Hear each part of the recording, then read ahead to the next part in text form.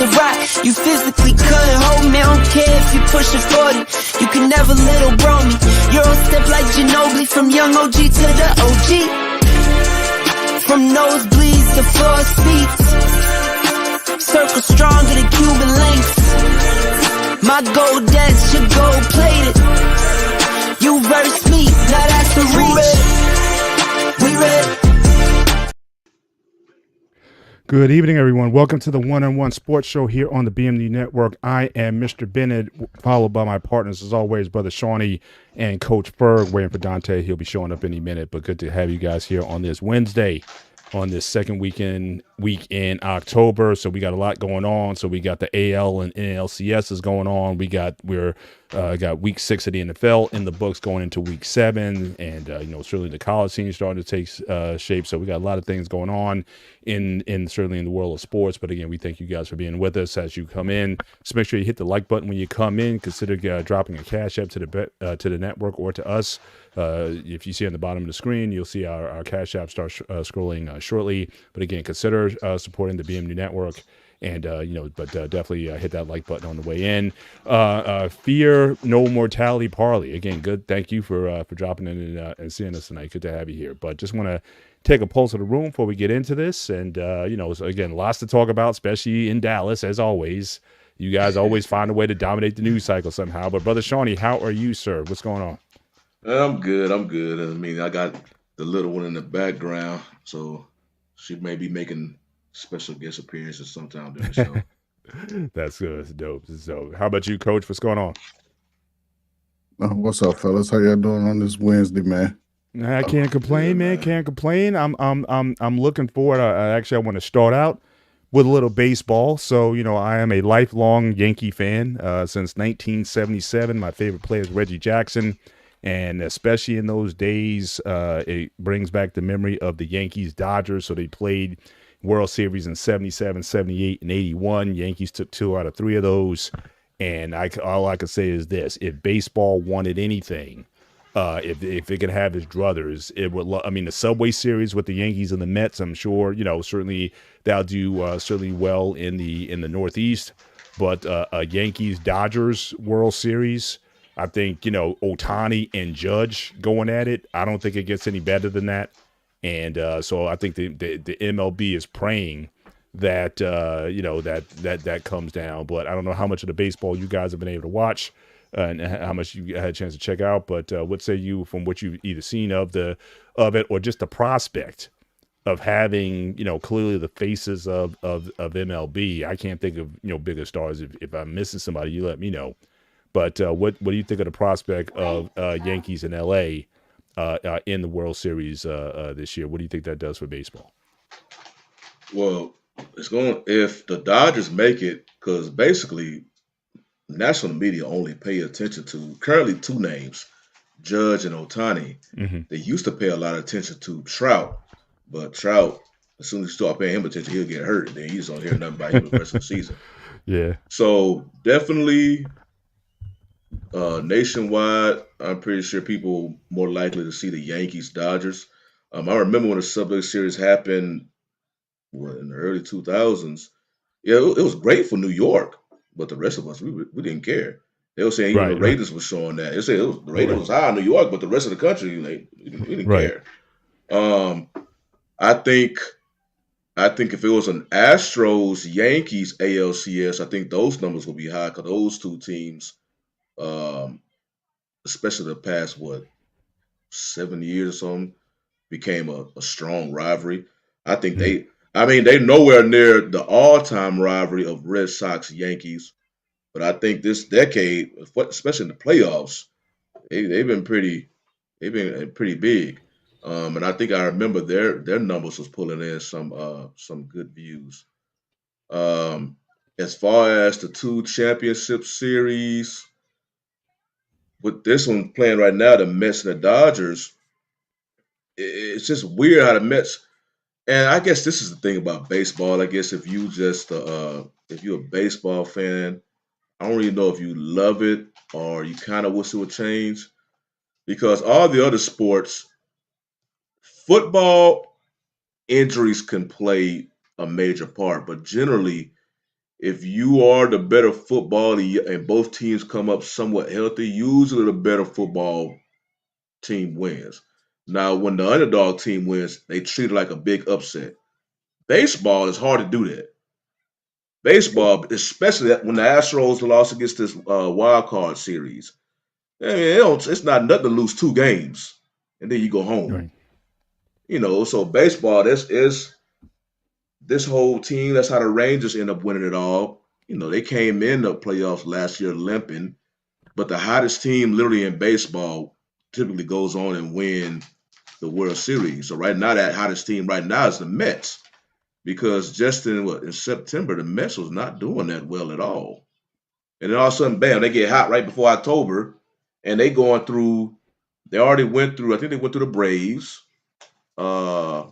They upset the Phillies. I think the Dodgers won the most games in the NL.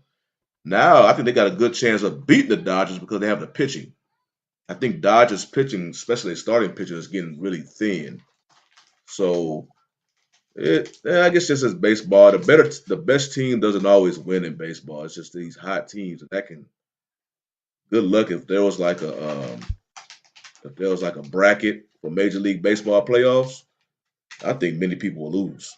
Yeah. It's just the underdogs just always win. The favorites just don't win. A lot of times they don't even make it to the World Series. Right. So, yeah, people find the time to get cold, and that's I think certainly Exactly. the Yankees and Aaron Judge. I mean, certainly he hit that home run last night, and I think that was probably a big monkey off his back because again, he just hasn't. I mean, I think part of it. I mean, going up against Houston every year. I mean, that's never that's like that's like the Knicks trying to get past Jordan in the Bulls. For a while. But now, we'll see how he performs the rest of the series. I mean, certainly Stanton has definitely stepped up his game in these playoffs, and he certainly delivered big for them. But Coach Ferg, so what are you looking at? Concerning baseball, or what do you think of the prospects? I mean, I don't think anyone necessarily wants to see Cleveland and the Mets. I think that'd probably be like the worst. That'd be the worst outcome if you see Cleveland and the Mets, unless you're a diehard Mets fan or what? In fact, I forgot. I'm so out of baseball. What's their name now? It's no longer the Indians. It's Guardians. The Guardians. Yeah. So I have a question before I answer this question. Sure I have thing. a question for y'all. Did any of y'all play baseball?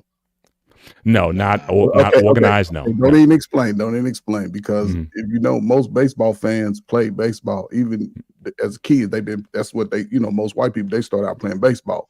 Right. They ain't playing football or basketball.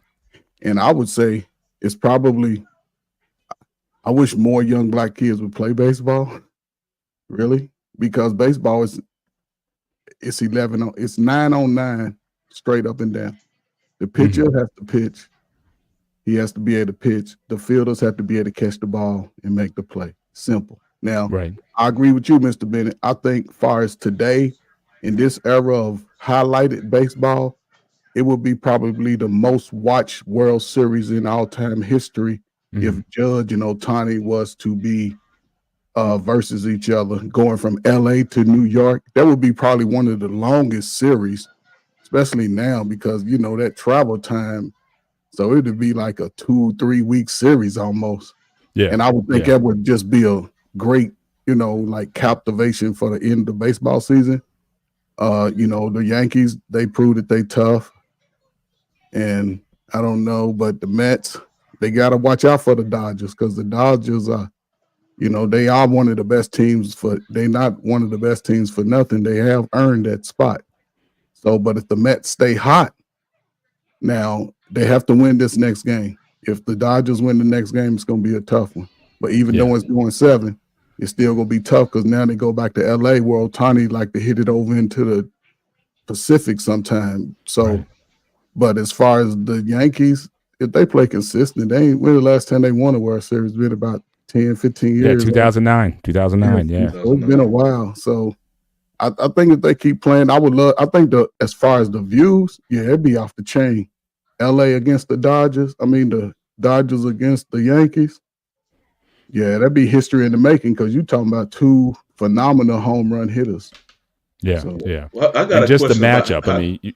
you want to talk about national matchups, and we all talk about like Celtics Lakers, right? I mean, that's as East West as it gets. You know what I mean? But I think, but certainly I think in baseball, even though it's weird because they don't even play each other that often, so it's kind of hard to call it a rivalry.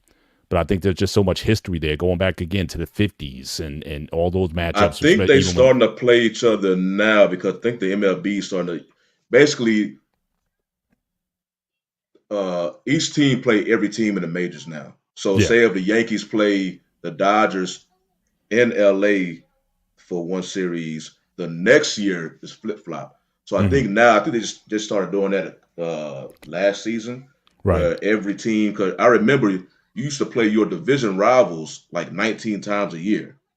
That went down so you can start playing other teams. So now you start seeing teams that you don't normally see play against each other in a regular season.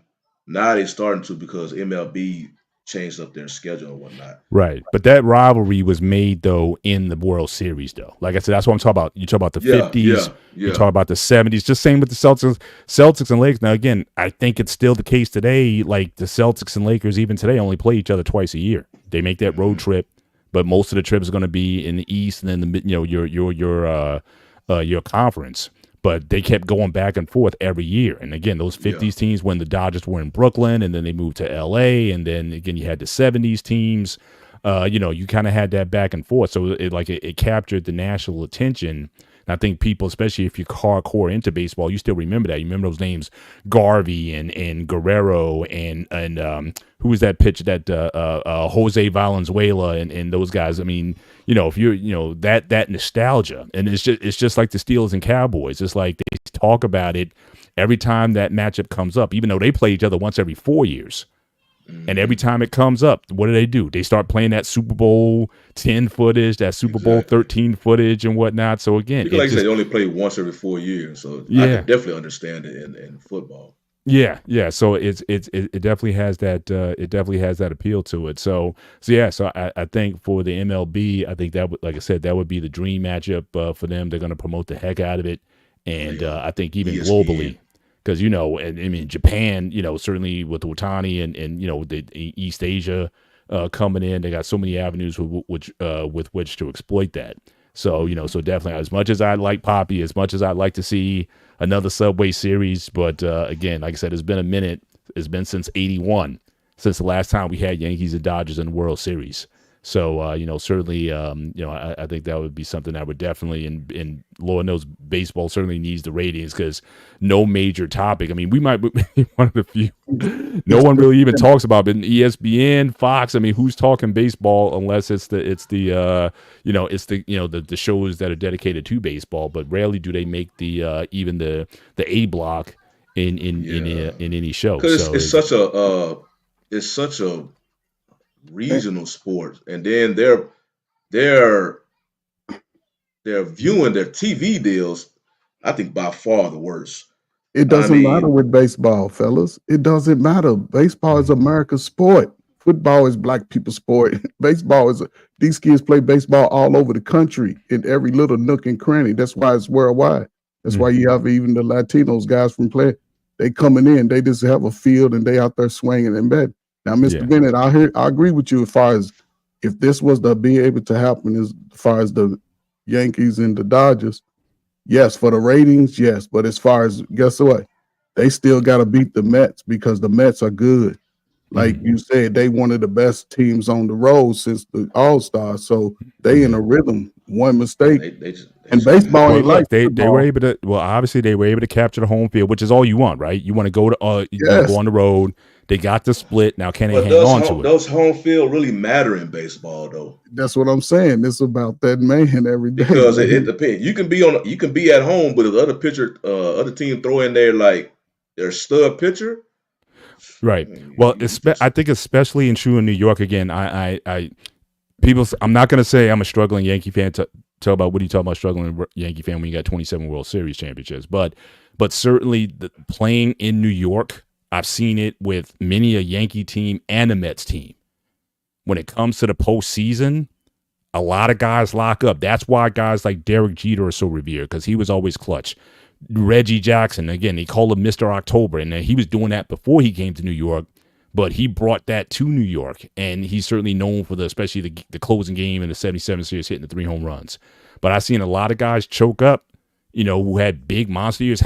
Alex Rodriguez, how many times were they got to the playoffs or whatnot? He had that one breakout in 2009, and he kind of got the monkey off his back then, but how many times did he kind of whiff it in the playoffs as well? So he wasn't a true Yankee. He wasn't a true Yankee. He played for Seattle for a lot of years. He wasn't a true Yankee. Did. He got that big money in Texas. Absolutely, yeah. but he certainly got he played the most of his career, from what I understand. He played most of his career with New York. So all those years there, at least he had 10 plus with the Yankees. So so certainly, but I agree. I mean, as long as Jeter, because again they had that beef for all those years. They were best friends for a while, then they got sideways somehow, and so that was always I heard like a the story, but I can't relationship. remember in details. But I remember hearing the story. Basically, I was running his mouth. Yeah, and certainly Jeter didn't appreciate that, and Jeter's like, you cross me, like we'd be friends, but you cross me, I'll cut you. So Jeter wasn't. So Jeter wasn't. No nonsense, man. Yeah. But here's the last thing I'm gonna say about baseball in regards to the difference. Now, reason why I would recommend baseball, because think about it. Those guys that play on these AA and AAA, they're making $200,000-$300,000, 19 years old now. Yeah.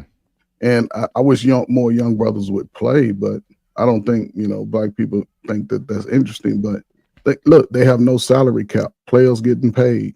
Everybody's getting paid pretty good. So, and you can play 16 years. But do you think that the entry, like, because I've had friends who've had their kids play baseball from t-ball all the way up through high school, and did they go to college though? See, that's what I'm saying. You got to. They didn't go certainly not on a baseball scholarship. Well, I'm just saying though, if you go and play baseball, man, I'm telling you, the advantages that baseball bring is way beyond football and basketball. If you can get there, I'm just saying the grind to the investment that you have to have in baseball for a lot of parents. It's not the same as it was back in the day. At least that's what I'm being told. But we're not interested in baseball for the most part. Not a lot of brothers play baseball. Because it takes, like, the ones who make any decent money in the minors, because they was able to sign a contract. It's a major league deal, right? But a lot of them in the league, they don't. And the minor league baseball is a grind. I mean, it's a huge grind. And then plus, you got Class A, AA. You have to be damn good just to get into AAA. A lot of boys top out at AA. So you got to be damn good to get to AAA. And then you talk about the big leagues where you got the money. So I think in the inner cities, it's a lot. The end game to money is faster to get to if you have the talent, of course, in both basketball and football. But baseball, it's a legit grind. So you don't know how long you will be in the minors, and if you end up being skilled enough even to get to AAA and the majors to even get those big contracts. So baseball, you got to tell your family, hey, I'm a baseball. Huh? Football's worse though. You got to get football. It's only high school, college, and then if you are in the pros, you're not pro level, you're not even going. But if you're in the pros, it's the pros. It's only one pro level for the most part if you make it to the NFL. But then it's the practice league and stuff. But at least you get there. I know you football all the way, man. I know you football all the way. But I'm familiar with like the farm system in baseball. I think they cut one of those levels out. I think they cut the 2A out. I know they did a few years ago. Well, my thing is this. It seems like there's different rules, or there's a different path for the American player. Because, again, if you talk about these players from Dominican Republic or whatever, I mean, these guys are playing in substandard conditions. Yeah. But guys go down and find those guys, and they find themselves in these, So, I mean, there's no farm system down there from what I'm seeing. Yeah, baseball, Venezuela, whatnot. So, but that's been a major recruiting ground for MLB for the last 20, 30 years. And do they have the same path to get to the major leagues as if you're? They have a greater path. You see how diverse it is in baseball. what I'm saying is, even without the form system, this is where the kids are playing the baseball on their own. They starting out on their own, and when the major leagues see that they have the skill set, then they offer a little. They show them how to work out because these kids are pumping. Some of them probably playing barefoot, but it's the kid itself that pushes that. There's no adults out there programming these kids to sort of, what position to play. A lot of these kids watch it. They go out here and they just make their mistakes with each other and they encourage. I'm telling you, it's an easy process for baseball.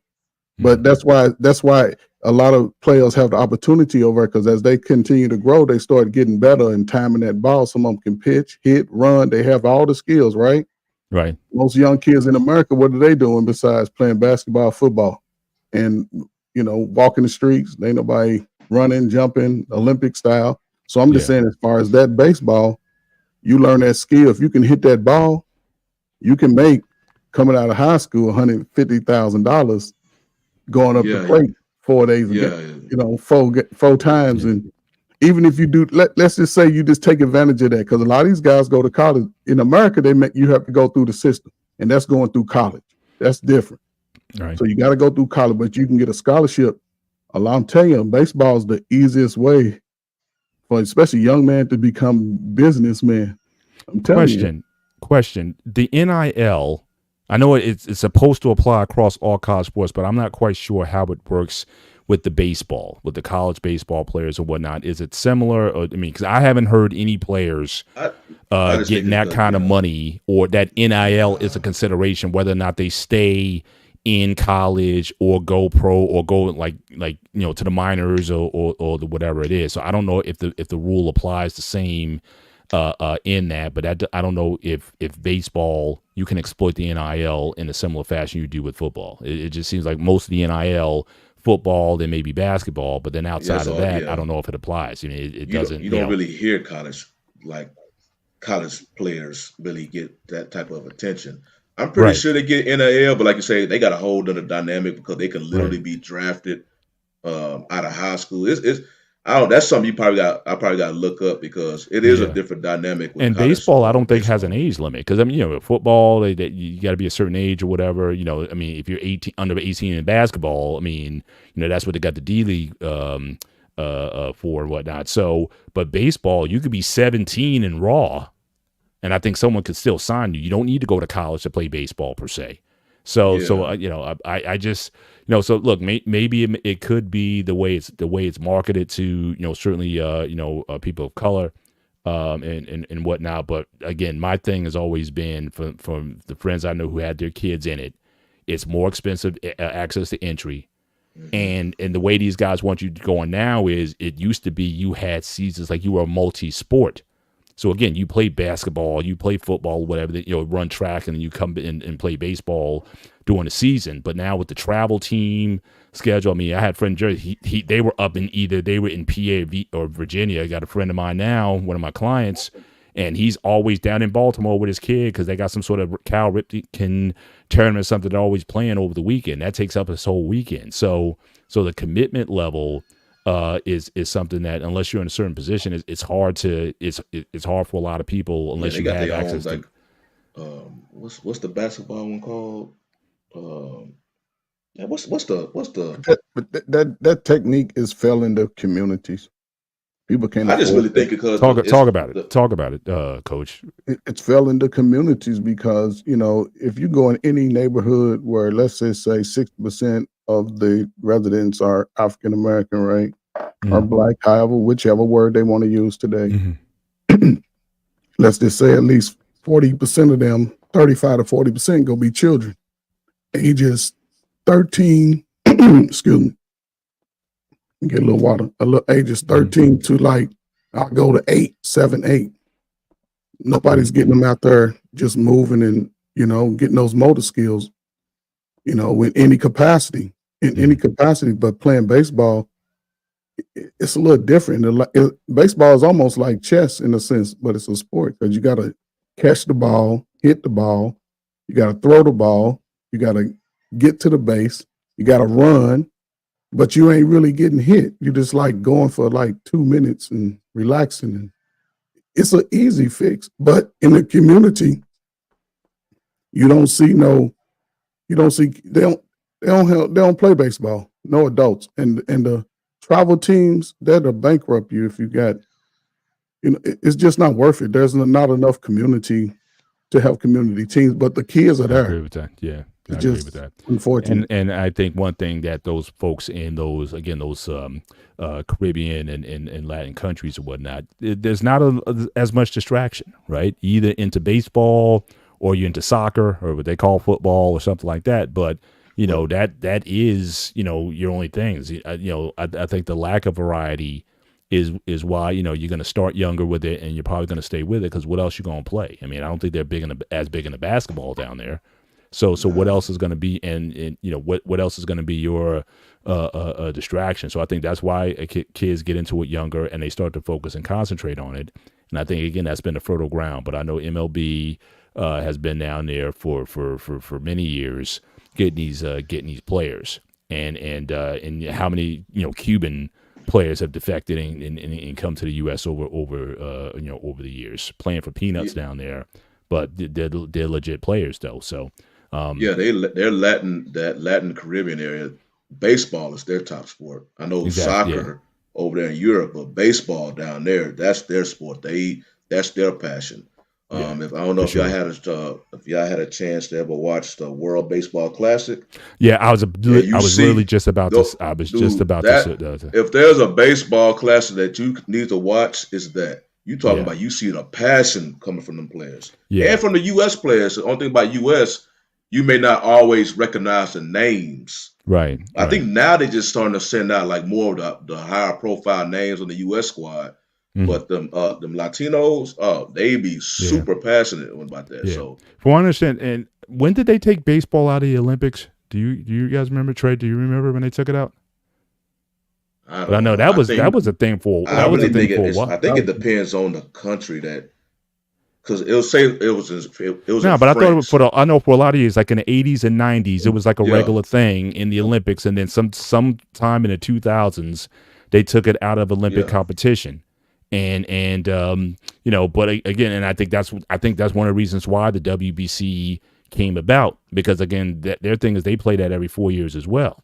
Mm-hmm. But I love the concept of it. I mean, because again, you got all these different. You got Asia, you got the Western Caribbean, you got the Southern Latin countries, like you said. So I certainly enjoy it every time it comes on, and now certainly with just the globalization, I thought it would help to globalize the brand even more. But as long as some of the top American players play in it, so. So I hope that's something they can continue to keep coming on with, and certainly I would like to see it introduced as an Olympic sport again. But that's going to depend, because I think for 2028, I don't think there's any intention of bringing baseball back. I don't know what they're going to. They always introduce some Olympic sport based on the country that it's in. Just leave it off because the World Baseball Classic is so big and you look forward to. I think if you put it in Olympics, you kind of start kind of watering down that WBC. So I think just leave it alone, because that's starting to get picked up. And I think now if it comes to the Olympics, you'd be looking at that like kind of a fake WBC.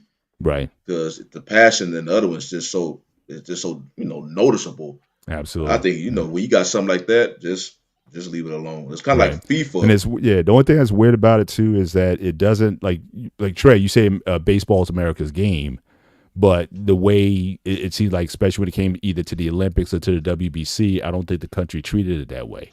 Like when Team USA lost in basketball back in, I think they lost in '88, and then they lost in 2004, and then they had the Dream Team come about. It was almost something like basketball is our game. Well, baseball I thought was America's game, but whether or not the U.S. won or lost or whatever, it's like you didn't have that thing where it's like, okay, look, we got to come back and put this monster team together. But baseball never allowed, because it's almost like you're a professional at 18, 19, and they really never really allow professionals, in baseball, because like I said, even if you're a teenager in some of these countries, like these little tournaments, they have young adults playing. But again, baseball is America's sport because it's the highest paid sport. No salary cap. You don't have nobody. Even the player that's the lowest on the roster, he getting $20 million for 3 years. He might get in.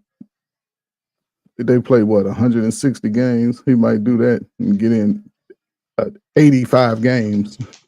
It's an opportunity, but in America, it's just not, especially in the inner city, it's not promoted, and adults, they won't get out there and work with the youth. So I think it's just a hard game to play. I mean, you celebrate hand-eye coordination, Sony. That's all hand-eye feet coordination. I mean, they celebrate you if you can hit 3 out of 10 balls. Yeah, hell yeah, shit. Why not? Because when you're a hitter, you got to learn how to recognize pitches. You got to learn how to see the ball. It's a hard sport. So, but they said that's the difference between a AA player and a AAA or Major League hitter. You got because a lot of dudes they would get drafted, but then they'll find themselves stuck. Yeah, and can't get out. Hold on. And then you be worrying about what happened to this so far. Shawnee, right now, coming out at 18, 19, you wouldn't mind being stuck at $200,000 for about 10 years? Yes. Dude, I'm telling you. I don't think all those guys are making $200,000. No, because I think it's the top prospects. You are literally you're gonna be living. You're gonna be traveling the road on these buses. You're gonna be going stop to stop. It's nothing. It's nothing like Major League. So you're just gonna be on the bus traveling, and eventually that money gonna stop. So now you gotta come up to the realization is, am I ever going to be promoted up, or am I going to sit here and just basically play, and hopefully one day I get promoted up? Yeah, so it's a grind, man. It's a grind, and I think that's the key thing, because as far as the inner cities, because it's a hard sport to play. And you need the space to play it. You need the fields. You need the a lot of. You can't play in everybody's field, because as soon as that ball breaks somebody's window, then everybody. What I'm saying is there were fields like it in the parks. Now they're not occupied, so they probably tore them down and did something else with the property. But and I'm just saying, today in this modern time, I would rather, if you're not going to go to college, military, why not play a sport for 6 months a year, get paid for it in the off season, or you can go work at McDonald's, Taco Bell, something. I hear you. Amazon, and throw your back out. Nah, man, go play a sport, and you can work Amazon part-time and still go to school. You can do all three. Right. I'm just saying. All right. Hey, we got a guest in the room. Hi, how are you? How are you?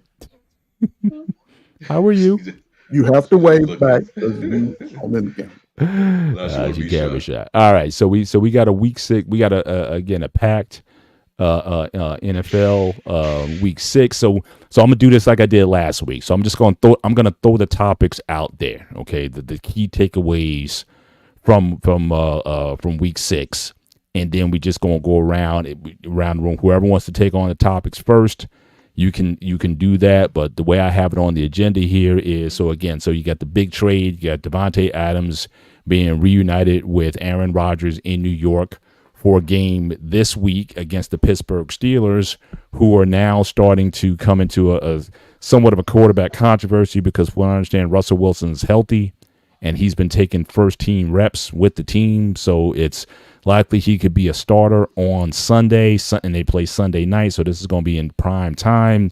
And so you have the Russell Wilson and Justin Fields debate. Justin Fields went 4-2, could have been very easily 6-0, but it is what it is with that record. I'm still smart in that Dallas game, but you got those two stories in terms of the quarterback controversy in Pittsburgh. You got the Davante Adams trade. You got Amari Cooper traded to the Bills. But the story of stories, and this is why I'm gonna tee this up. All right, so this is the tee shot off the green. I'm going to serve it up to Sean, and hopefully Dante can be here to, certainly give some context to it. So once again, the Dallas Cowboys get thrashed at home against the Lions. As a side note, very sad to hear about Aiden Richardson's. That was a horrible fracture. I don't know if you guys actually saw it on footage. It was bad. I remember, Coach, you remember that when Joe Theismann got his leg broke against the Giants.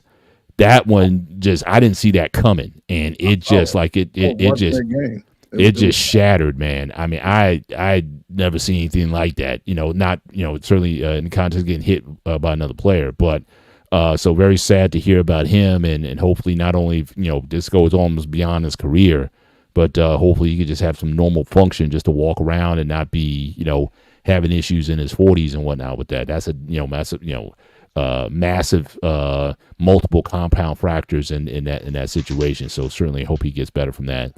But the Dallas Cowboys get routed by the Detroit Lions. Not surprising that they lost, but it is a surprise one that by the margin they got beat, by the fact that it's home. They haven't won a home game since last year's playoff game, and they haven't won a home game this year. They won 16 in a row, and then next thing you know, they lost 4 in a row. Yeah, and getting beat badly at home. I mean, these games aren't even competitive at home. They're getting thrashed. So that's a story in and of itself. But then, again, Jerry Jones always tries to own the news cycle. So he goes on his regular radio broadcast. I was at 103.5 down there. What they call it, the fan. The fan. Yeah. So he's on with the radio guys. Been talking with those guys for years, and they ask him the tough questions, and he starts, throwing some of his billionaire weight around, talking about, look, I may have to do this with somebody else, or getting you off the air, and all this kind of stuff. I'm like, Jerry, I mean, they gotta eat too. But are they supposed to be the mouthpiece of the Dallas Cowboys? From what I understand, those guys on the fan, they're not employed by the Dallas Cowboys. But nevertheless, Jerry's like, that's his personal megaphone and mouthpiece to, where he goes and gets all the adulation from the host there. But as soon as the host, asks him the questions that everybody's asking, right? Why didn't you sign my man with Baltimore? I mean, at running back. I mean, I think that's gonna haunt him all year. And so, to sort of ask him the tough questions, and are you going to make some changes in coaching? And he just goes off, and he's telling folks on air, told them on air, telling other reporters off air. And I know I heard those guys today, they kind of addressed it again, and they're like, look, I'm not worried. I'm still going to do my job. I'll ask the tough questions. If the radio station fires me, they fire me or whatever. Jerry can throw all the weight around, but they're not budging off of their positions. But I've never seen, and look, I live in New York, so George Steinbrenner with the Yankees, who, certainly Jerry Jones, from what I understand, he was almost like a mentor to Jerry Jones when he bought the Cowboys. I've never seen George Steinbrenner go off on the press like that, or certainly attacking the media in such a bullying fashion. So that's been the story that's been coming out of Dallas all this time. So Shawnee, you're down there, you're seeing what is going on with the Cowboys, especially this abysmal home record that they have, these embarrassing losses, Jerry's response afterwards and whatnot, and just what's been the vibe with that. So take it away, and I'll just give you the floor. Well, that 105.3 it's the official station of the Cowboys, but Jerry don't own it. Right. But he damn near has a stroke because of their relationship with the team. So the station, because of that relationship with the Cowboys, fans always believe that the hosts on there have a tendency to ask like softball questions towards the Cowboys brass because of the relationship between that station and the team. But the actual personalities at the station, they don't like that people think of them in that fashion. And so they do be trying to ask questions, and that's what they was trying to ask Jerry, basically about how the team is currently structured, and basically, how did y'all fail, constructing this team, and Jerry didn't like that, and then that's when he went off on it, and then because of that, yesterday they had some, they opened the callback lines. The call line and pretty much the DFW fan base, Cowboy fan base, was letting Jerry have it like that. They were looking at that as the last straw, But I mean, all they could do is really get pissed. Nothing going to happen. He's not going to sell the team. I'll be telling people, Jerry's just the face, But he, of course, he has the final say, but he doesn't. He's not really the mastermind, in particular the cap. That's his son. So if something happened to Jerry, Stephen Jones is basically going to run that team the same way. You're just not going to hear him as much. Stephen don't talk as much as his dad. But as far as the daily salary stuff, it's going to be ran the same way.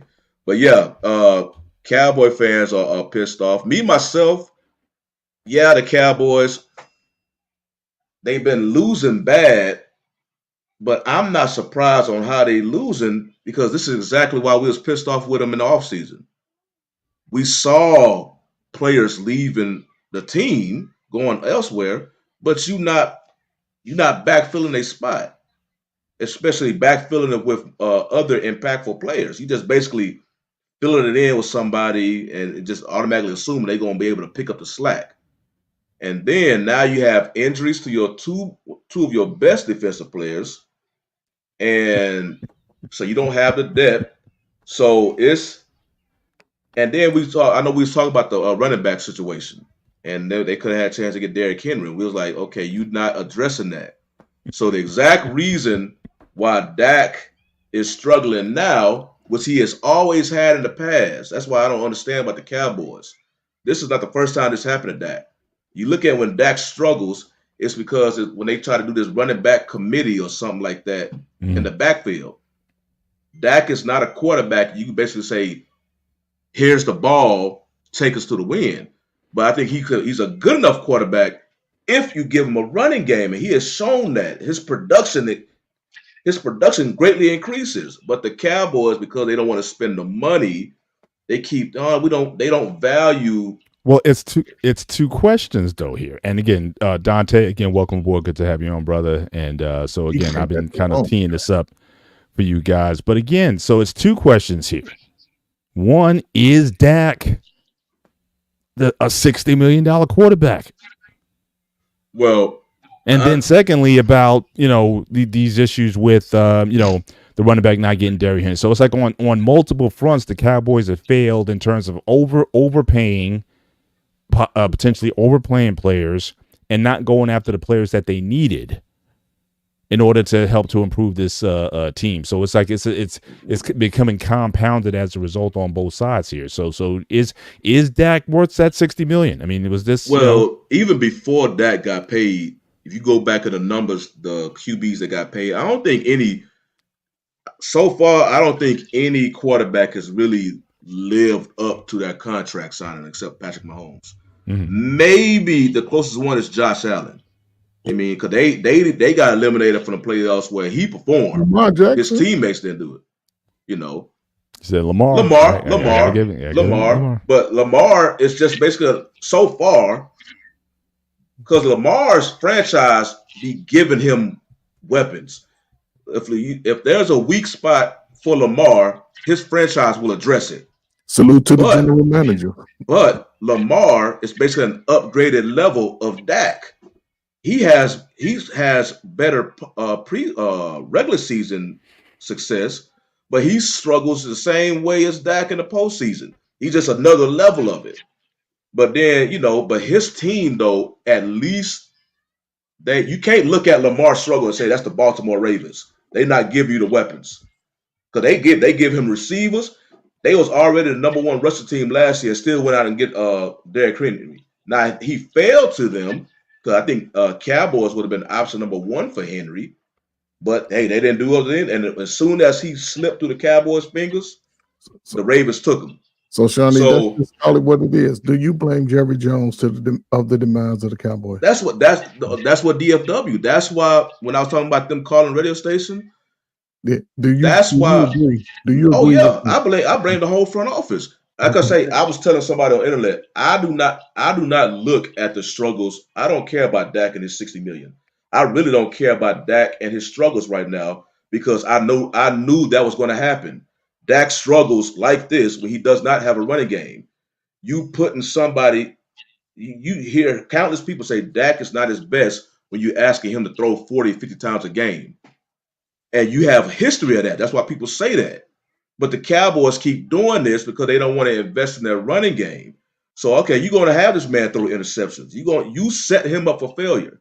Like I was just saying about Lamar Jackson, as soon as they saw some type of weakness or an area of improvement that can benefit Lamar, Baltimore went to go address it. Cowboys do not do that. The only thing they'll do that with is a receiver, but they already had one. That's when at first they went to go do that with Amari Cooper. But for whatever reason, they just don't do that with the run game and some other positions. So myself, I don't look at Dak no more. Dak is doing what he always did. He struggles like this because he try to do too much when he does not have a running game. If you just give this dude a running game, you can balance it out. Look at how Dak performs with a running game. Look how Dak performs without a running game. Why the Cowboy brass refuse to give him a legit running game? I don't know. That's exactly why the fans up here are so pissed off. They caused this. We saw this coming in the offseason. All right, let's get your. Hang on, let's tag your guy in here. Trey, save your smoke. I gotta get these guys the floor. I mean, and shout out to Dante. Rain or shine, it doesn't matter. My man rocking his D cap, no matter what. Forget all you haters out there. Salute to my man who will stand in the line of fire and take the incoming. I salute you, my brother, for coming in. But again, the only thing I got a problem with, again, is your little hashtag here. Regular season ready. But this team, will they even make the playoffs? They are no wins at home, no home wins, and they're getting thrashed. So what do you got to say on this? And then also speak to the draconian Darth Maul moves that Jerry's made, trying to end the careers of these radio hosts. So all they try to do is get in there and get a job, making $75,000 a year. He's a billionaire, and he's threatening their livelihood. So I mean, shine some light on this, man. Take it away here. You know what? I left that up there because it's like, look, man, I'm almost regular season ready. I'm talking about basketball. The Cowboys have not. Go Mavs. The Cowboys have not made me check out like this in a long time. Like this giving me those feels of those 3 straight 5-11 teams, and that was when like my youth and that's literally when people. If you meet somebody from the Dallas-Fort Worth Metroplex that is a fan of an outside market team, specifically like the Eagles or something, they lost their fanhood during those 5-11 years after the Super Bowls and stuff. That's when they'll never tell you that. But that's another topic. I caught the baseball topic. I had to come in and make sure I got in for the football. But I'll say this. I was so down on the Cowboys about that game. I started playing with my kids, finished up grilling, because it was like, this game is an embarrassment. This is an absolute embarrassment. You don't deserve my eyeballs for this game. And so, I mean, and the Detroit Lions literally remember what happened last year, and they had an extra grind against you, and they thoroughly embarrassed you. And it just happened to be on Jerry's birthday. So they get kudos and props to them. Like, man, I see the shots. I can't really even take any right now because my team is down so bad. I can't even take it. But I got to get one, and I'll get to that later. But the fact that I finally tuned in, I was like, hey, I'm going to tune in. I'm a big listener to 105.3 The Fan. And I'm listening. I normally don't like the Jerry interviews because it's all the BS he speaks. Right. I'm listening, and I'm like, wait. And I'm watching on Twitter as Clarence Hill Jr. is like, hey, man, he's just threatening their job. And so I'm listening on YouTube. So I'm on the delay. So I was like, let me rewind it back. I rewind it back. I was like, no, he really did. He literally did that. And it was absolutely crazy to be like, you're doing that. And it's like Shawnee said, they do fight against that a lot. They're like, oh, everybody is, drinking the blue Kool-Aid. That's not like that. That's why I listen to the station. But the fact that they're doing a good job of bringing up a point from the offseason. We're in the bye week. We're at a point in which, hey, man, you've lost 2 major defensive linemen, 3. But you lost Marshawn Nealon, who you brought in as a second-round pick. You lost DeMarcus Lawrence. You lost your best defender and Michael Parsons. And you're still without Bland, who was held out of this game because they didn't feel like he was ready. So you're dealing without 4 premium guys. Yeah, man, you might want to call up for Hassan Reddick. Now, my thing is, I don't want you to be foolish and go get Devontae Adams. And Amari Cooper, their relationship has severed. People with the Cowboys is like, hey, that wasn't going to happen. There's moves that you can make since you didn't do anything in the offseason. But Jerry is stuck on the point of, hey, we paid the quarterback, we paid the receiver. We're going to pay Micah. We're holding this money to pay Micah. And it's just like, hey, man, you have a team right now. And you know how the salary cap is. If you do those deals, the way the salary cap wraps and the way you play with it, you could have had money to look. I think Derrick Henry, I figured that was one that was a pipe dream. At least take that $7 million he was going to get and go get some defense. Go put some money on some defense. I've heard Coach Spurs say it all the time about, hey, who have you drafted? What are you investing in that defense? Yes, this is an offensive league, offensive organization historically. Go ahead and put some money into the defense in some kind of way, but you get a guy off the sheet. You get Eric Kendricks. You bring him in. He had a good week against Cleveland. He doesn't leave anything. Has a few other games. He looks okay. Now he's hurt. Surprise. He's in his early to mid 30s as a linebacker. He's going to miss games. So they have every right to tie in the struggles currently to what you've done in the offseason. And I heard like the outside perspective I heard Bomani Jones say that Jerry is out front and center. Other owners are not. He takes the criticism, and to be honest, he got fed up with it this one because they have said this a couple of weeks in a row about the offseason where they mentioned it. And this week, you got embarrassed. They put belt to ass again on Sunday, and he couldn't take it, and he went over the line. And then he doubled down on it while talking to some, I think Diana Rossini. He doubled down on it, and it's like that's out of pocket. And it's one of those deals to where Steven needs to seriously make a legitimate claim. I understand it's going to be the same leadership, Shiny, but my thing is him being younger, maybe someone can get in his ear. Maybe Will McClay can have more influence. They need to step to him and be like, look, you got the position, but you need to step down. Like, you need to move aside because you are making yourself, you love the headlines, but you're making yourself more of a national spotlight. We should be talking about the teams that are undefeated this week. We should be talking about a lot of the things. The Cowboys should just hang with the stain of the 47-9 all off week, all bye week, and then have to go into a game against the 49ers where you're probably going to get your butt whooped again. So it's like they need to focus on that. We're focusing on you and the circus show. And it's like the fans are fed up with it. I know I'm fed up with it. And it's to the point, to answer your question, Mr. Bennett, when you look at Dak Prescott and you line the quarterbacks up that are top echelon quarterbacks, he is below the tier of the top echelon that you would normally say, hey, pay them that money. But once again, back to the front office, they set themselves up like dummies to where they had no leverage over Dak.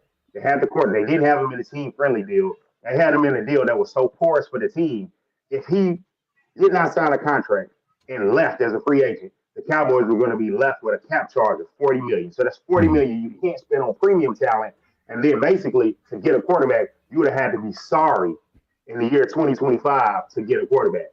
He said the kicker is, hey man, all right, I'm gonna go ahead and say it. You're making a lot of comments there, Black man, about the team. Hey man, there's a team in New Orleans that's lost like 4 straight. And they're about to be in the quarterback. They're about to get Shadors. They probably about to be happy. They're in the Shadors break if you can outbeat Carolina and Cleveland. So losing enough games to get that, but I'm trying to get Shador to the Vegas team for understand. So he's trying to get.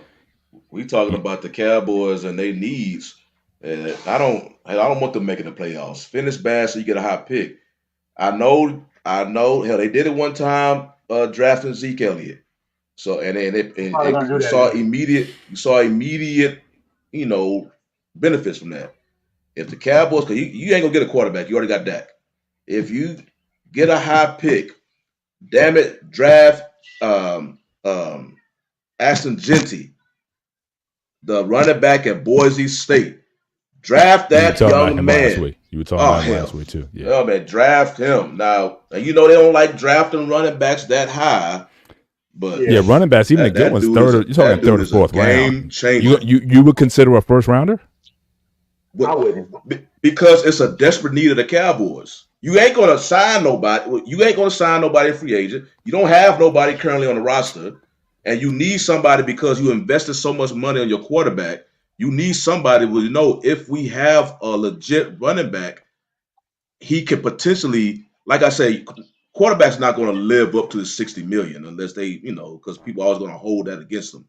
But you can see the immediate benefit it will have on your $60 million quarterback. I know it's not, people don't like doing it because it's a running back. But for your team, if you get, you did it before. That's when you drafted Zeke. You drafted Zeke for Romo. Romo got hurt, and then Dak came in. Well, hell, do the same thing for Dak. Draft Genty for Dak and see immediate benefits, and now your offense can go on. Just FYI, no running back was chosen in the first round of last year's draft. I'm trying to remember last time. I think the Steelers, when they drafted Najee in the first round, that might have been the last time you had a running back chosen in the first round. By somebody. But I want to turn it over to Coach. I know you got a lot to say. I just had one final question for Dante. Was like, now just to clarify, those guys on the fan, they are not Jerry fanboys. They play it pretty even down there. They play it pretty even. In fact, the third coach, he's the Cowboys insider. His name is Bobby Belt. He almost gets in the hot water because they do an interview every week with Mike McCarthy, and he is hypercritical of Mike McCarthy. And almost to the point where the host is like, "Hey man, we do have him on every Friday. Kind of have to let them know to back off." My thing is they turn up the heat, and it's gonna be. He predicted the Cowboys to go 9-8 and miss the playoffs. So. And he's looking at that on acting. So. Right. All right, Coach. Bring some sensibilities here. What is going on with Dallas, and just how did you take the interaction with him and the radio host and whatnot? So just take it away here. I mean, it's just going to show the implosion of Dallas from an internal point of view. Jerry Jones has gotten too old. You know, he don't have that instinct that he had before, and he's made bad decisions for the last 4 or 5 years, you know, as far as choosing players. They've let critical pieces go. They let Pollard go for nothing. They could have re-signed him with the money that they had. They got rid of Cooper. They could have had another top receiver. Ezekiel, he could have been coming back and been a nice little backup, you know, just a little bulldozer. And they didn't have any chemistry. They let key linemen go this year. They didn't really have any chemistry coming into the season, so I can see this fall apart. And Mike McCarthy, he can't call plays for real. He's terrible. Their offensive coordinators have been some of the worst. Dak's putting up big numbers because they throwing it 40 times a game. But as far as all-around play calling, they throw on first down. That makes no sense. You can give it to a running back and get 2 yards instead of, you know, it just – but I think Jerry Jones, his Jerry world with that big old stadium, it's just caving in on. He's too old. He just need to hire a general manager. I think the Sun will hire a general manager because they have to. If Dallas wants to maintain that number one star, they're gonna have to get someone that understands the football game. Well, what's the role of a general manager? He's gonna evaluate players and look at talents and choose, you know, rank them, and as far as they little charts that they use, and he gonna negotiate their value, and he gonna do all that. Jerry Jones, that's what I'm saying. Jerry Jones too old for it. He's too old. He's just too old. He don't do that. Jerry don't do that anymore. That's what I'm saying. That's why Jerry Jones is too old for the game. What about the guy who you guys, the black guy who's that's what I'm saying. That's what I was asking. Why not just make him the GM? He's been there forever. I mean, he doesn't do the salary thing. That's what I'm saying. But again, you don't have. But you can hire someone to take care of the money side of things, right? I mean, make him the face Jones. Of the. Okay. That's what I'm trying to get that's what I'm trying to get people to see. It's a hydra. It's a hydra. That's what I'm trying to get. Jerry is the face. That's what everybody looks at. Jerry. He gets all the attention. He gets all the criticism. But the behind the scenes work, Stephen Jones is the contract guy. All the salary negotiations and the tight wallet and why they don't do nothing in free agency. That's Stephen Jones. Will McClay is the draft. Okay, so do this for me then. All right, so then rank them. So you got Jerry, the son, and you got McClay. Percentage wise, responsibility for the state of the Cowboys today. How you gonna break it down? What percentage? 50-50. There's 3 guys here. There's 3 guys. Jerry, his son, and McCullough. It's basically that. Jerry, Stephen, and McClay. McClay, yeah, McClay. I mean, Jerry is still the owner, and he's still the GM, so his title. Like, Jerry has the final say, but all the work, basically, whatever Stephen Jones basically says with the money, Jerry gonna do. And then whatever Will McClay says with the draft, Jerry gonna do. So it's a thing. Y'all remember, okay, when Johnny Manziel was about to be drafted, fellas, Jerry wanted Manziel. Oh, that's the famous, he pushed him up against the wall? Is that the famous? Well, they said Jerry hit Steven along because Steven got one of Zach Martin, so Jerry sat by and hit Steven on the leg They say Steve was down there about to start crying. But that's Sonny, oh my God. yeah. What's a Sonny, man, listen, that's what I'm saying. Jerry Jones has gotten too old. He is everything of the team. It showed today when he panicked on the radio. And Steven doesn't call any shots. He ain't got no say so. He's just gonna be the man after Jerry. Coach Berg, I normally let you cook. You're 100% wrong in that take. Just from being here locally and everything I'm hearing. Fellas, do y'all remember when Emmitt Smith and all of those guys had the same problems back then? That was then. It's not the same. That was the same mindset. That was a total different situation. The same mindset. It's the same mindset. You can telling Stevie, look, Jerry, everything changed when he hired a dominant figure like Parcells. And when you see when Parcells got here, things changed with the talent-wise because he brought in a 3-4 scheme and he started to pick guys. Like, in fact, they wanted Sean Marion. It was between Sean Marion and DeMarcus Ware, and Steven got and then Real Parcells got the call. Was like, no. When's the last time Dallas won a Super Bowl? When has the last time Dallas won a Super Bowl? Coach Berg, let me explain. What year did you say? 96. Dante, how was you in 1996? I was in the third grade. Okay, then. All right, then.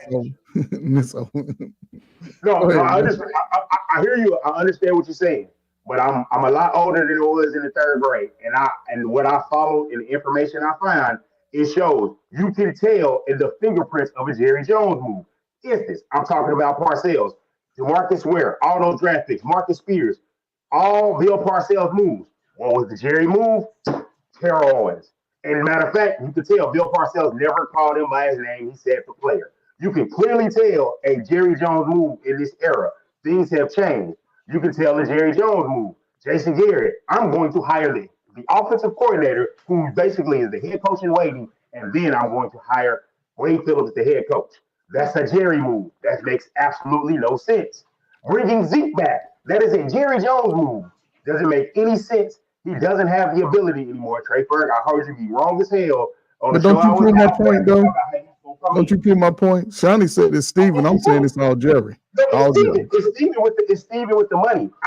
You can tell the moves because Steven, you can listen to Steven's interviews. He does them, I think, a few times a week or maybe once a week. I can't remember. Less than Jerry, but he'll do it and he'll talk about the contracts. He'll always talk about the size of the pot and what's left. He'll always say that. Jerry money talk when he talks. But it's straight. He is the money guy because he was trained by the previous regime of the front office people. He's so old school. He's the guy that the reason why they don't get free agents. He wants the free agents to call them because he's the art of the deal. But he's trained by his father, though. He's trained by his father and the other people. But on the salary cap, Jerry Jones is not a salary cap expert. That is a difficult, tricky situation. He has learned that salary cap information. I won't even find the name of the person that he learned from.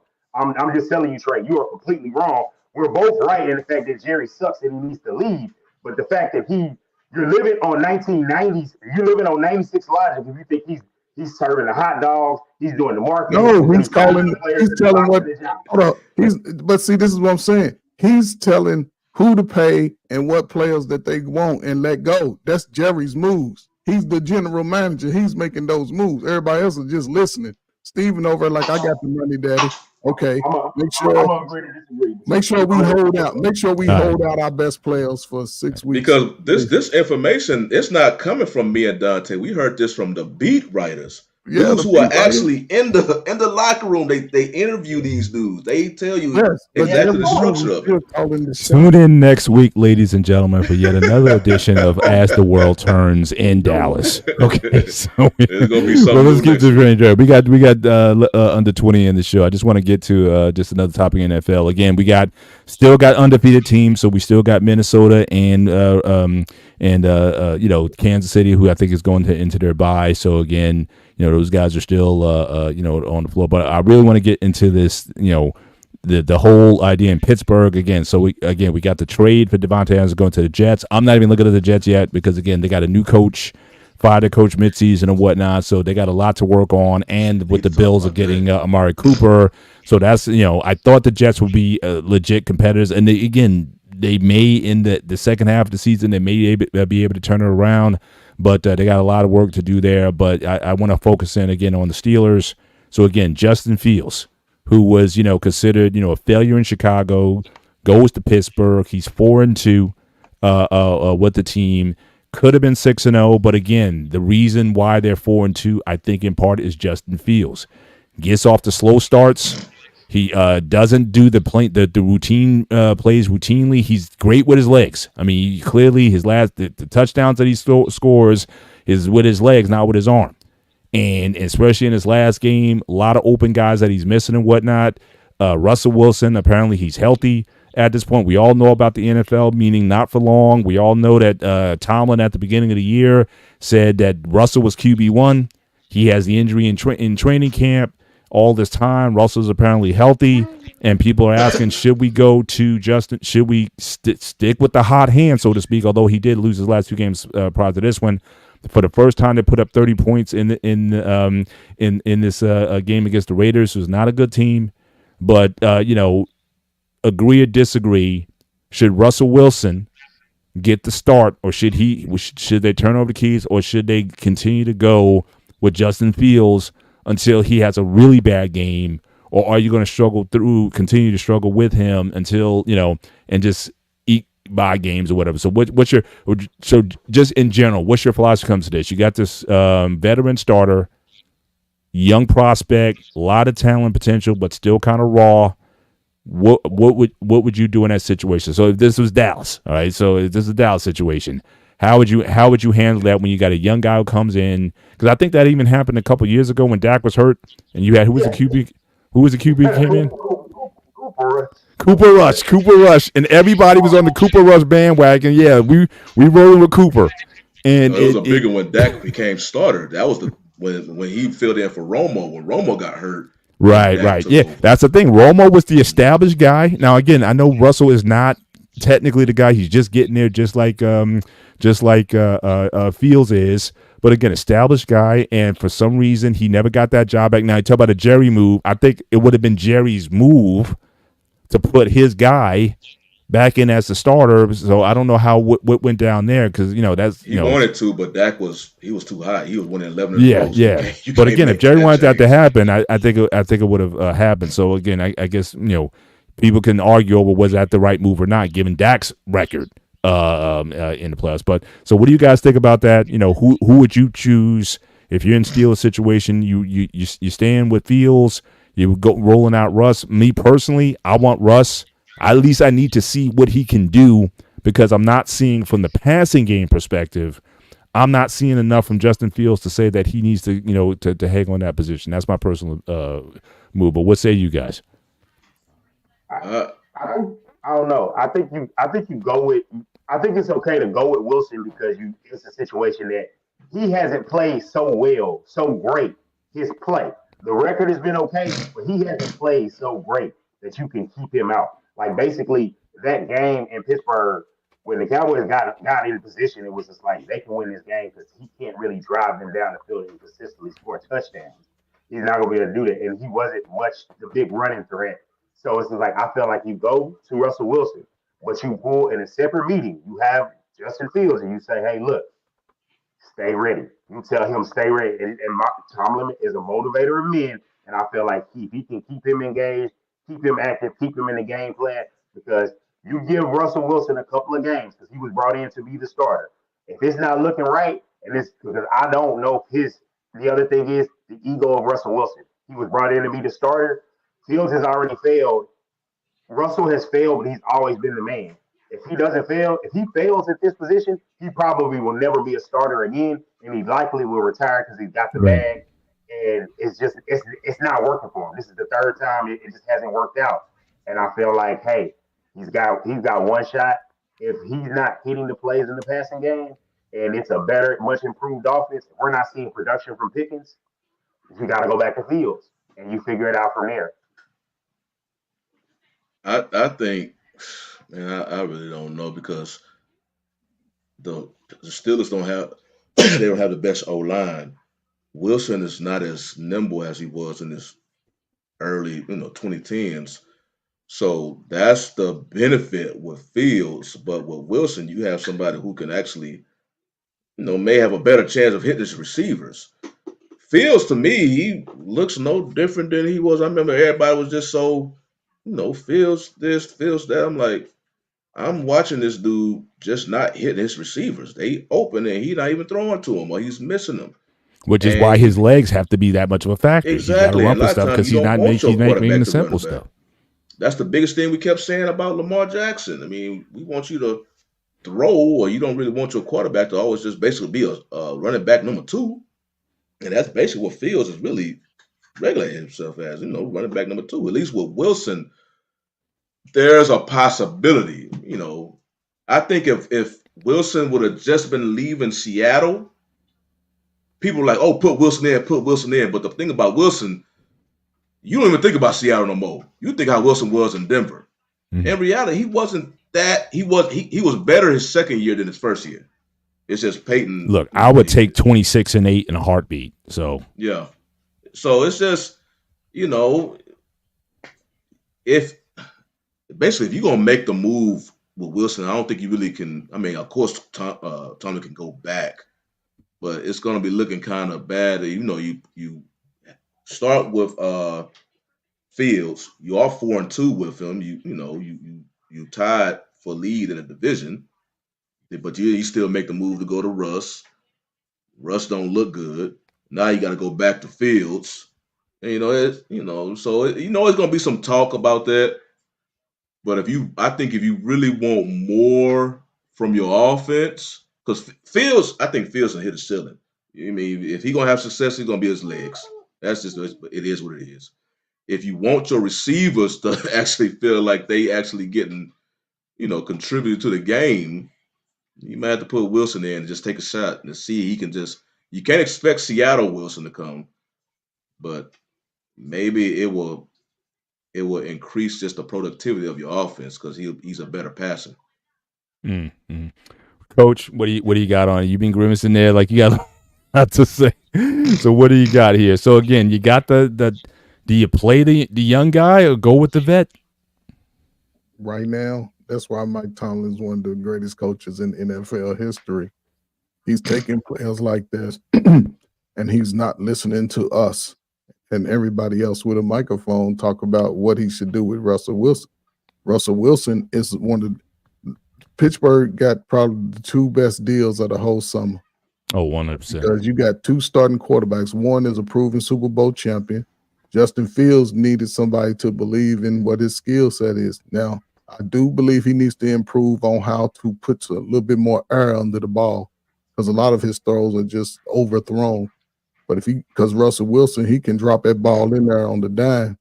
And if Fields could learn that, that's where he should be listening and watching Russell Wilson because Russell Wilson is on the other half of his career and he's on the rise. But you don't break the confidence of your team. Najee Harris is starting to run the ball. You don't break that confidence. As a coach, you'll be I would wait till the bye week. And now you got, you get your timing together. You can come out there maybe, listen, we're going to try it this week. You better give us 2 or 3 touchdowns in the first half. But I think it's a good thing because Russell Wilson going to run that ball too. His passing skills are a little better than he's gotten better, really great over the last couple of years. But I think Russell Wilson's passing skills are a little better than Justin Fields. But right now, you don't break that winning streak. You keep it going, especially if they win with Justin starting, man, he's in there. Now, if he get hurt or something and Wilson come in and Wilson start going, being an old Super Bowl caliber, now you got the best of both worlds. But yeah, so just to be clear, so this game this week against the Jets, you're starting Justin Fields and wait till the drive before you make a move. Justin Fields have to. Mm-hmm. We rolling, and I would run the ball and give him his little easy passes that they do. That's it. Gotcha. Real quick, as we wind down the show, we got some really big games coming up this week. So again, you got Texas and the Packers. Texans 5-1, Packers 4-2. Again, Love and man from who's the Houston QB Stroud. So again, you got the young Lions going at it. You got the Lions at the Vikings. So again, is this the week that the Vikings get their first L? I mean, this is I think their first true test going against them. You got the Chiefs playing the 49ers. I still think the 49ers edge that out We just talked about the Steelers and the Jets, but then you also have, again, the Ravens and the Buccaneers, both of those teams 4-2. Buccaneers, again, sorry BMU, they put a 50-piece on New Orleans, so they're playing very well. And again, the more I go on, again, kudos to the Tampa Bay quarterback. I mean, he is definitely rebounded all that time in Cleveland, and whatnot, almost out the league. Was a backup with the Rams, and certainly he's built himself all the way back to where he's certainly a legit a bona fide starter in NFL, and he's getting the job done. So any of those matchups, gentlemen, as we wind down the show, I guess the matchups to watch. Again, Dallas has the week off, so we won't lead the show with any Cowboys discussion unless Jerry wants to make news by threatening the host again or whatever, or we hear announcements that those guys get replaced. But Jerry's not one to be quiet during this time anyway. So again, stay tuned for there. But out of those matchups that I just mentioned, which ones are getting your attention? What do you think of the key matchups? We'll go around the room and then we'll end with our closing thoughts. I think, of course, I'm gonna say the Texans and the Packers, just because one of the team I root for. But as far as the big picture, by far it's the Lions and Vikings. It's the Lions and Vikings. And who do you got? And who do you got in that game? They playing in Minnesota, right? Yes. I'm gonna go with the Vikings.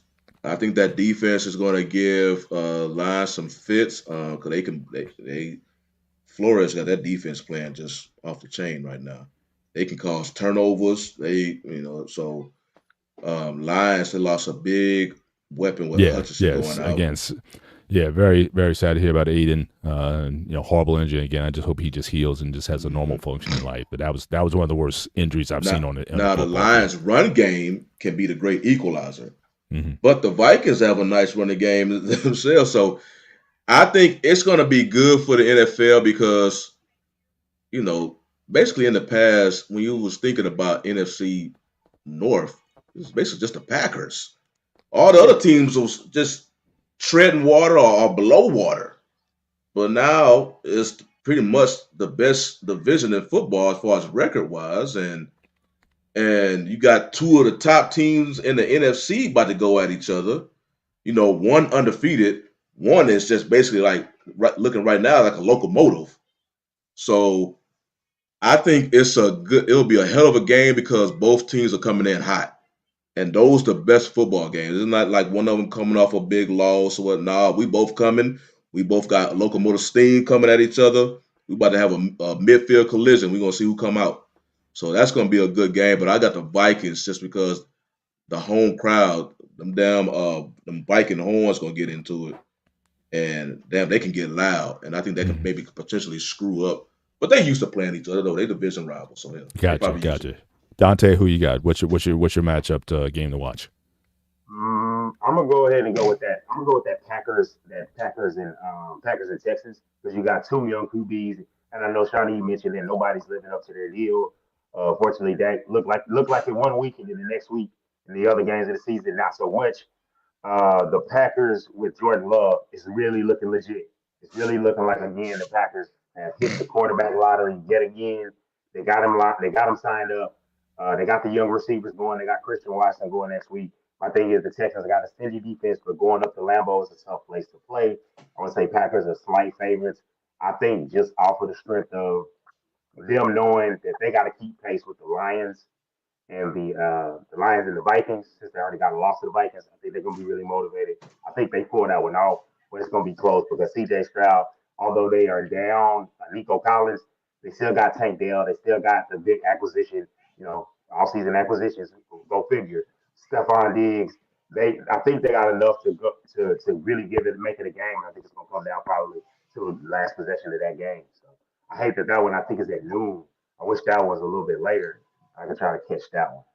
They always play Texas at noon. Gotcha, Coach. What matchup are you keying in on? I'm looking forward to that Ravens and Buccaneers game. Shout out to Gen X, man. We understand these things, man. Shout out to Gen X. The Ravens, they starting to seem like they getting their groove and they back up to the league leading in rushing. And, Lamar's starting to, make those throws that he was struggling with in the height of the game. So I think if they keep that balanced attack, yeah, Tampa Bay's ain't going to be no pushover, though. I think And it's it's going in to go Tampa, down. and it's in Tampa Bay. It's a road game, so Yeah, but the thing I like about it, both teams play on grass. The weather will be a little nice, so I think it's going to be a back and forth battle because Tampa Bay has a good balanced attack too with their receivers, and I don't know who their primary running back is, but Baker Mayfield, he also is a threat to run. So it's going to be interesting. I think it's going to go down. It's going to be a high scoring game, I believe. I believe it's going to be at least I think 28 points by each team. Right. Yeah, I'm choosing that game also as my key matchup to watch. Although I am taking a look at that Kansas City game. Again, I think this is a very important game for the 49ers to pull this off. They're playing the Chiefs. So the Chiefs are going to San Francisco. Oh, that's right. That's right. So that's going to be a key one. Again, Casey's been winning ugly, but I got a feeling they're going to get by with another squeaker, another 3-point at the end of the game. They got one of the best kickers in the game and whatnot, so it may boil down to that at the certainly at the end. But like I said, I'm not betting against Kansas City I'm still picking them against the field, but I'm not picking them to go undefeated. So this could be a game that they slip up on before they start getting into their bye season. So this might be one they need to shake off. So but those two in particular, and obviously I need Tampa Bay to beat Baltimore to keep them off the Steelers' hands, hoping that the Steelers can certainly beat the Jets, even despite their new acquisition of Devontae Adams. So with that, final thoughts just as we go around the room. Shawnee, anything else in world sports you want to just highlight? My final thoughts is I still consider, because it's strictly trades and trade picks, I still consider a great trade robbery probably the most lopsided trade because it ultimately propelled the Cowboys to 3 championships. Mm-hmm. Herschel Walker going to the Vikings, he was still doing his thing.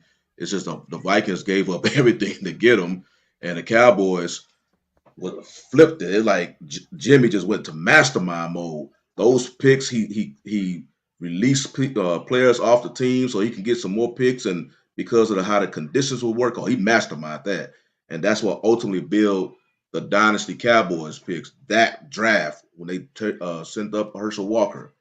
So I still consider that the most lopsided trade because it's strictly trade, but transaction, meaning like trading contracts and all that. Oh, that's by far Deshaun Watson because what the Browns did with between him, but trading Watson, I forgot the details with the Texans because the Texans got a load.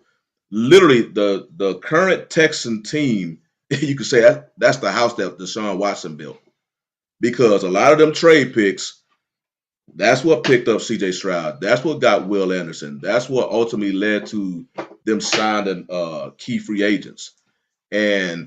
But it was a mixture between the trade and as soon as he came over there, he got this huge contract deal. He has not. I know earlier we was talking about quarterbacks not living up to his contract. He hasn't even come close to this. I mean, Cleveland they got nothing. He barely gave him worth $1 out of this 230 million that he's guaranteed. So the worst transaction I think in NFL history is going to go this Cleveland Texans trade contract whole scenario. Because I believe even though he won 2 Coach of the Year, Stefanski may end up getting fired because he won Coach of the Year when he had Mayfield and Flacco. He had no success with Watson, but Haslam wants Watson to play. And if he may have to find another coach who can have a successful Watson. Oh, it's all type of collateral damage. So that's why I got that the worst transaction. Gotcha. Dante? Man, on the positive side, I'm really looking forward to the Texas Longhorns and Georgia playing. Big Texas fan, and I feel like I was nervous going into the SEC, but the way that Steve Sarkisian, I got to give him his credit. I did not believe he was the right coach for the job. He's proved to me that he has. Love beating Oklahoma. It was an ugly game last week, but my thing is, you played a C game, you beat your rival by 30. So it's just like that. It's always a good day. Um, I'm really excited to see because Georgia basically it's a playoff eliminator game for Georgia. If they lose this game, that's 2 SEC losses, and they're basically looking at guys opting out and going to playing in the bowl game, and then basically they're just playing spoiler. And so I'm really looking forward to see how Texas tests up with that. ESPN College Game Day is there. The lights are going to be bright. Quinn had a rusty game in Oklahoma. I really need the rust to be off this week in practice. I think Isaiah Bond's going to play in the game. And that Texas defense has been lights out. Shout out to Anthony Hill, who's a true sophomore, who's going to be a day one pick. And the edge rusher, I think, that leads the team in sacks is Colin Simmons. He was at Dunkerville last year. That guy's a true freshman. It's a special group over there at Texas, and I'm looking forward to seeing them come out victorious against Georgia. Gotcha. Just real quick on my end, congratulations. We have a new from the bodybuilding world. We have a new Mr. Olympia, Samson Dowda, first African, first Nigerian British a person to hold the Mr. Olympia title. So again, just shout out to him and his wife, because his wife actually prepped him for the contest. They didn't go with one of these super gurus or whatever. Shout out to him and his wife. They seem like a very dynamic couple. If you ever go to his YouTube page and check their content, they're just regular folks, but he just put the dedication in and he got it done. So again, congratulations to the new Mr. Olympia, and we'll see if he can repeat. Because that's the thing, is getting one. Anybody get one, but can't repeat with that. But Coach, as always, take us out. Oh, man, it's appreciate, man, talking to y'all today, man, about this wild world of sports that we in. This is October. This is, I believe, Breast Cancer Month, and all breast cancer survivors, salute to y'all, man. Fellas, make sure y'all get y'all checkups, man. You can't be Superman without being strong. So get your checkups, man. Take care of your bodies, man. Let's help our children to get in better shape, man. The Olympics is coming up in 4 years, man. If we can get our babies to get into the gymnastic sports and all of this and track and field, man, it's a great opportunity, man. So again, man, let's get out, keep moving, man. End the year strong so we can talk about sports again till we leave here. Absolutely. Well, again, thank you, everyone. Again, thank you for the chat. Yes, shout out to unfortunate that gentleman Liam Payne from One Direction died at 31 years old. Apparently, fell out of a window. Again, life is short, guys. Take care of yourselves, treat yourselves well, be around for a long time. Okay, but again, we thank you guys for coming on down and hanging out with us. So for myself, for Shawnee, Dante, Coach Ferg. We'll see you next week. Have a great weekend. Take care. God bless. We'll see you next time. It's going down like a rodeo. It's going down like I told you so. It's going down like a rodeo.